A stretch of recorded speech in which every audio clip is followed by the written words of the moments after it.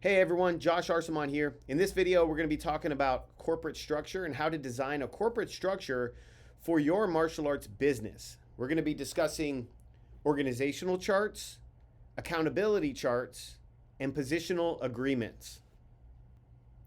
So let's talk about organizational chart first. Every business needs to have an organizational flow.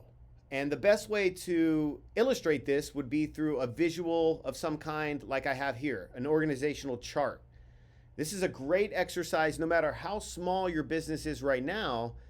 You as the owner and any potential staff or existing staff that you have now need to see that there is a chain of command.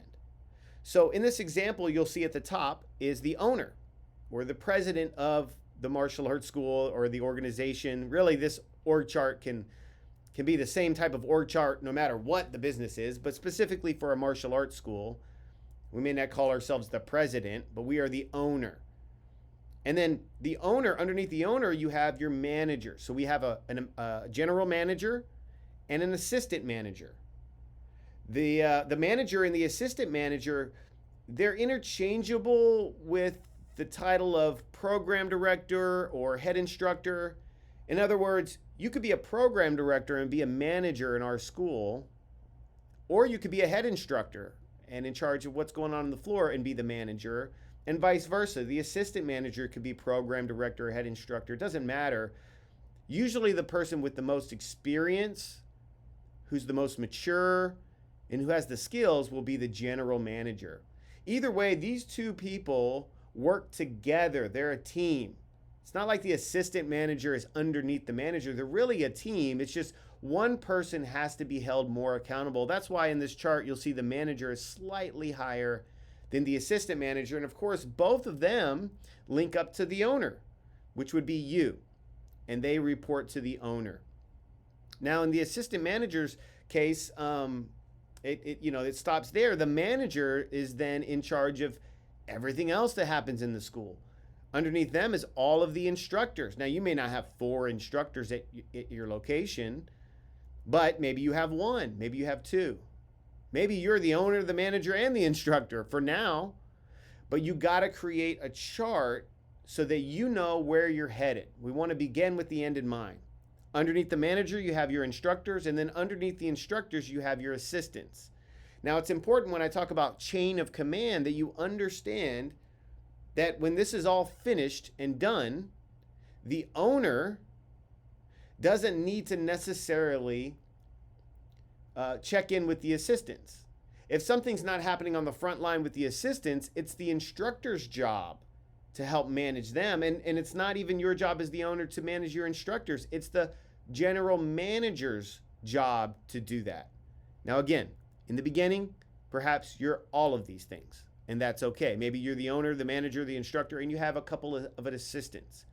But eventually what you want to do is you want to move those assistants into an instructor position, and then down the road, move those instructors into a management position, ultimately freeing up your time to do what you need to do, which is get that high-level bird's eye view, work on the business, not in the business.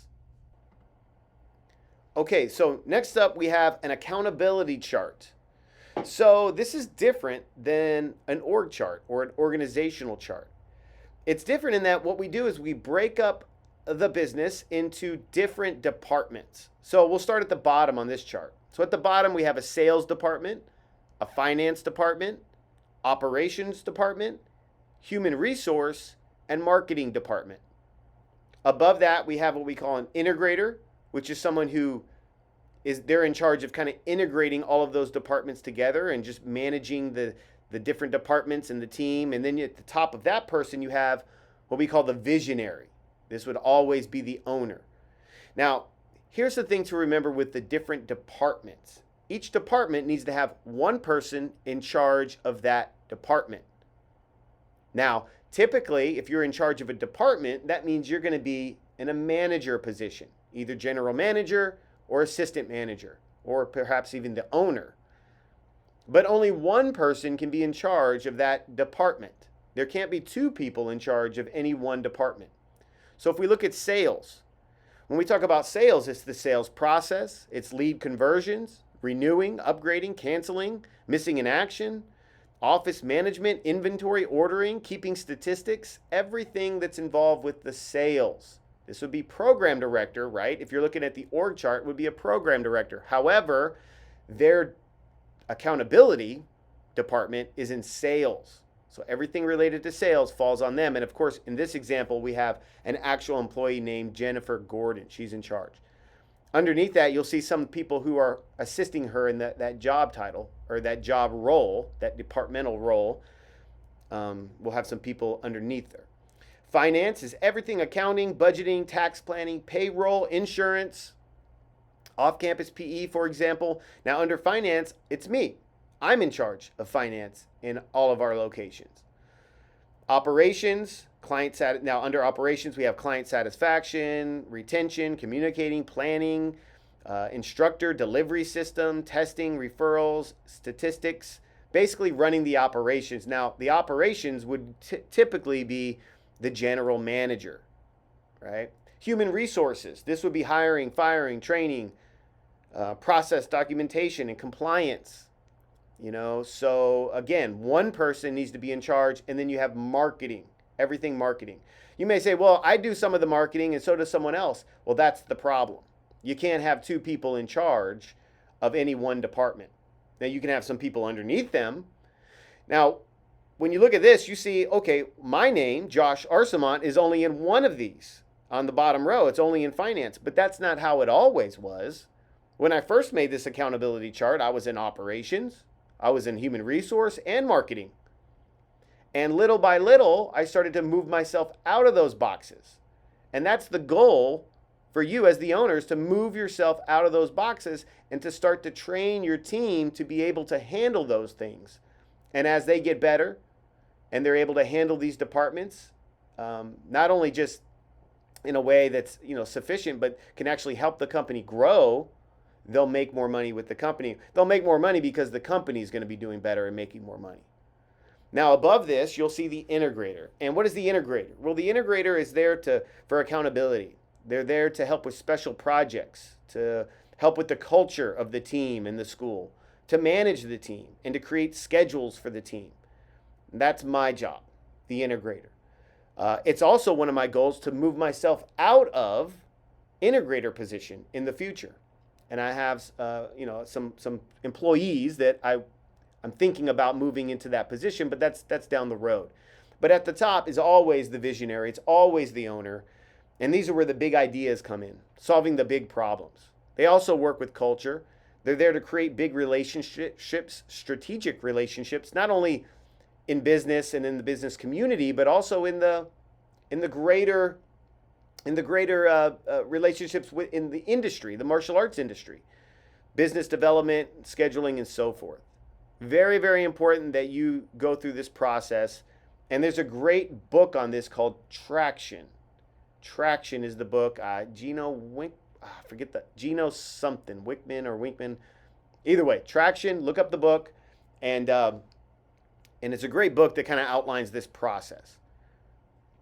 Okay, moving on. Positional agreements. Guys, so what is a positional agreement? A positional agreement is something, it's a piece of paper. It's more than a piece of paper, but it's an outline of expectations written down on a piece of paper that both you and whoever you're hiring to work in your school agree to. It's the outlined job responsibilities for that particular position in the school. So it outlines the responsibilities, the agreed upon hours, the policies and expectations, maybe if there's a vacation package or health insurance or some sort of bonus package. And we create a positional agreement for every role in our school. Even my role as the owner, I have a positional agreement. Basically, what are my job responsibilities? What are my agreed upon hours? What does that look like for me? And then underneath me, general manager, assistant manager, instructors, assistant instructors, and so on. And so you want to as you're going through this process of creating an organizational chart and an accountability chart, you can now start filling in those job responsibilities into those specific positions so that there's no ambiguity about what their job requires of them. In fact, if they don't do something, if they agree to something and then they end up dropping the ball, now you have a way to go back and discuss with them, hey, listen, you're not living up to the expectations of your job. Here's what you signed when we hired you. Either we're not doing our job right and training you, or you maybe forgot what we expect, and we need to have a talk about that and make some adjustments. So it's a great way to keep things structured and organized, and everybody knows what their job requires of them and what's expected. Very important. So create a positional agreement for everybody in your business. Next up, we have what we call a roadmap. Well, this is just a roadmap for you guys to see as an example. So every employee in your school needs to know that there's room to grow, and they need to know exactly how that works in your business. How much money can I make a year from now if I really hustle? What about 5 years from now if I really hustle? What about if I work for you and to make this a career and I want to do this for the rest of my life? Where does my life go from there? What's the opportunities? Is there a ceiling at some point? You need to create a roadmap for success. So in our case, we have assistant instructors. We have 3 levels of assistant instructors. We have instructors, senior instructors, and then managers.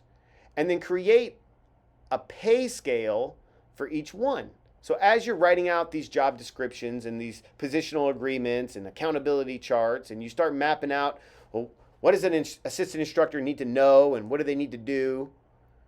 You can then start saying, well, once they get to level 1 assistant instructor, here's what they're going to make. When they move to level 2, here's how much they make, and so on and so on. When they get to assistant manager and manager material and they're working in the school, now they're going to get, profit shares of what the school's making. So there really is no ceiling for my team if they work hard and they want to really push themselves on what they can make. There really is there's never a max, like this is it, this is what you're going to make. No. If the school does better, we all do better. And that's really cool. So that's something that you'll have to sit down and really think about and design. Typically, when we talk about payroll, we want payroll to stay somewhere around 28%. 28% should be payroll, not including your pay. And then just some extra stuff I want to talk about. Extra things, just talking about hiring. When we go into hiring people, it's important that we don't just bring them on with a handshake and sign these papers and now you're hired. I think that's a big mistake. People need to feel the weight of what it is to work at your establishment, at your business. It's a martial arts school, sure. However, it's also a business, and people need to understand that you're not doing this as a favor for me. I'm hiring you for a position that, quite frankly, we picked you out of many people to be in this position because we felt you were the best for this position. And so it's a different mindset. I know from the past when I've hired people, it's been because, hey, I knew them, they were a parent, they were a student, and I needed a body on the floor and they could help me. But years have shown that that's not the right way to do it. So here's how we work our hiring process. Number 1, if you don't know them, we do a phone interview first. And when you do your phone interview, guys, this isn't you telling them and selling your company to them. It's them selling you. You need to ask them questions to find out more about them. If you like the phone interview, from there we go to face-to-face interview. And then we ask them to come in and observe a class. I want you guys to just come watch a class. And what do I want? Why do I want them to watch the class? Well, I want them to see how we teach. I want them to see our culture, our curriculum. And I want them to decide then and there if they think this is something they can do. Or do they feel like they could be a part of this? Or maybe not. Maybe they feel like this isn't what I can't do that. I can't do this at that level. Or this doesn't really match my personality and my energy. So I want them to watch. And after that, if they've done watching and they're still interested, then we move to the next one, which is, all right, I'm going to invite them in on a particular day for 2 classes, and they're going to teach a segment of class, usually a warm-up.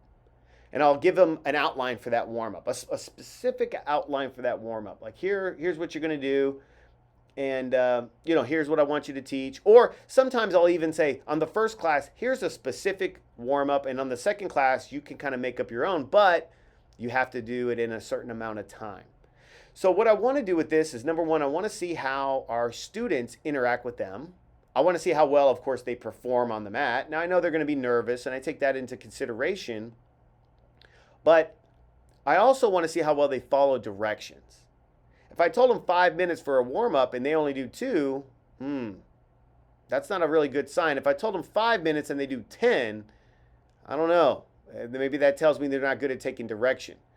So again, and then also I want them to experience if they're going to like it or not. Once they've taught a segment of class, this is also a great time for your existing team members and staff to watch them and to see what they think. And of course, you're doing the same.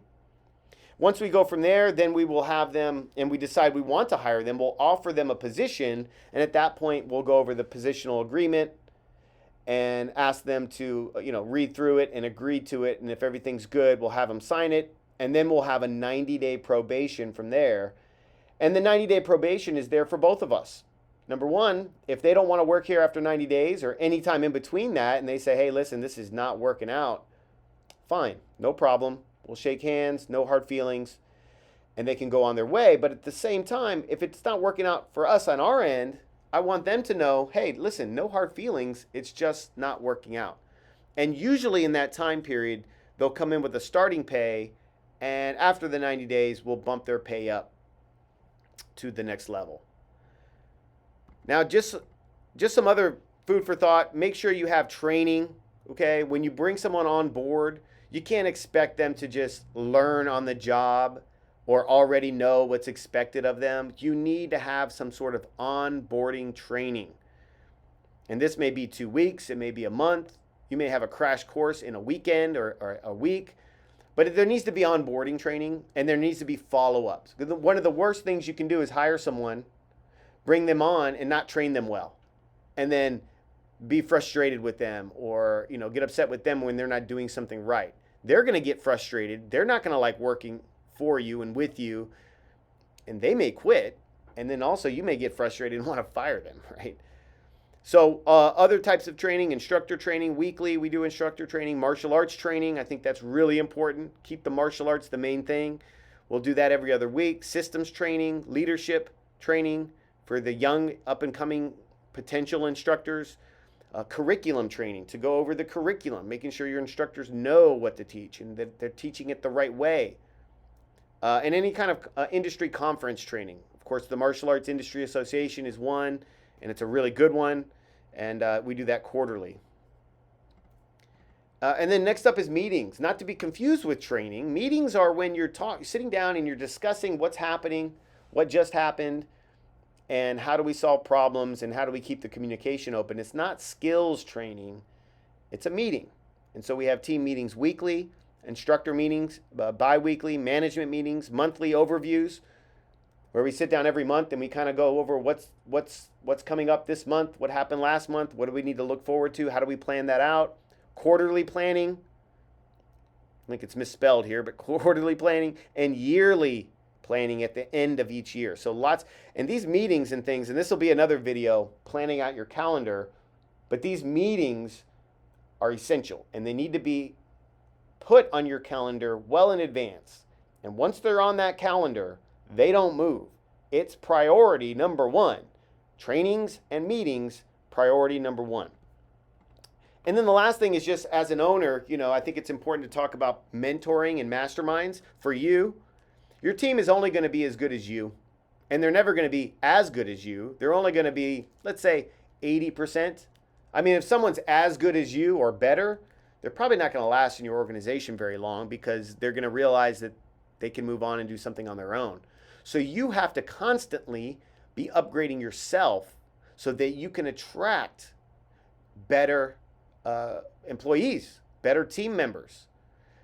Not only attract them, but train the ones you got. So, we have owners only bi-weekly calls, coaching calls, monthly overview calls, wealth meetings. I'm a part of the Martial Arts Industry Association. I'm actually a coach currently for Maya. So these are all things that you get with Maya. But whether it's with Maya or it's another company or just local businesses in your area, it's very important that you guys always, you have a mentor. A mentor isn't always someone like this person that you look up to who's much older and well more established. There's mentors in every field, in every which way that you can imagine, but you have to constantly seek that. And I think it's very important to surround yourself with a mastermind group of like-minded entrepreneurs in the same type of business. Not always the same type, it could be similar, but I think it's important because even as martial arts instructors, it's a different kind of business. It's not an emotionless business. I mean, we have families and students and we're also running a business and there's money exchange and feelings get hurt on both sides. And it's just a unique experience. And if you don't have a mastermind group that you can sit down and talk shop with and go through some of the trials and tribulations and ups and downs that we deal with as martial arts school owners, I think you're really missing out. You're really missing out. So that's it in a nutshell, guys. If you have any questions, feel free to reach out. My email, masterjosharsamont@gmail.com. masterjosharsamont@gmail.com. Ask me anything and I'll get back with you with some answers. If I don't know the answers, I will definitely find out and I will get back with you and make sure I get those answers to you. So hope you enjoyed the video. Let me know if you need anything. Have a great day.